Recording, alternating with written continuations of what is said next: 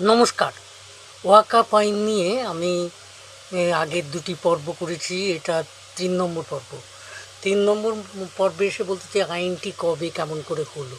১৯৫৪ সালে মুসলিম ওয়াকাপ অ্যাক্ট তৈরি হয়। প্রথমবারের মতো এটি একটি আইন। এই আইনে একটা বিধান দেওয়া হয় যে প্রতি রাজ্যে ওয়াকাপ বোর্ড গঠন করতে হবে। ১৯৯৫ সালে ওয়াকাপ বোর্ডের ক্ষমতাকে বৃদ্ধি পায়। যে বোর্ড যে কোনো সম্পত্তিকে ওয়াকাপ ঘোষণা করার অধিকার পায়, এমনকি কোনো চ্যালেঞ্জ ছাড়াই বোর্ডের জমিজমা সংক্রান্ত শুধুমাত্র ওয়াকাপ ট্রাইব্যুনালের চ্যালেঞ্জ, যা বিচার ব্যবস্থার বাইরে কার্যত ক্ষমতা দেওয়া হয়।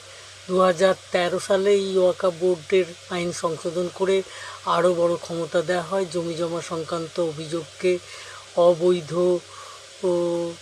ভাবে চাপা দেওয়ার একটি শক্তিশালী কমিটি গঠন করা হয়। সরকারি জমি এবং ব্যক্তিগত সম্পত্তিকে ওয়াকাপ করার ঘোষণা করার নজির বাড়তে থাকে। এর রাজনৈতিক প্রেক্ষাপটটা আসলে সেই খিলাফত আন্দোলনের সময়, ইংরেজ যুগে। ইংরেজ আমলে খিলাফত আন্দোলন এবং ওয়াকাপ আইন। ভারতের স্বাধীনতার সময় কংগ্রেস খিলাফত আন্দোলন সমর্থন করেছিল। এই আন্দোলনের মূল উদ্দেশ্য ছিল মুসলিম খিলাফতের শাসন প্রতিষ্ঠা করা। ওয়াকাপ আইন সেই ধর্মীয় রাজনৈতিক চক্রান্তেরই একটি অংশ বলে মনে করা হয়। ওয়াকাপ বোর্ডের ক্ষমতা বৃদ্ধির পেছনে কংগ্রেস ও তার মিত্র দলগুলির গুরুত্বপূর্ণ ভূমিকা রয়েছে। স্বাধীনতার পর থেকে এই বোর্ডকে এমন ক্ষমতা দেওয়া হয়েছে যা অগণতান্ত্রিক বলে মনে করা হচ্ছে। নমস্কার।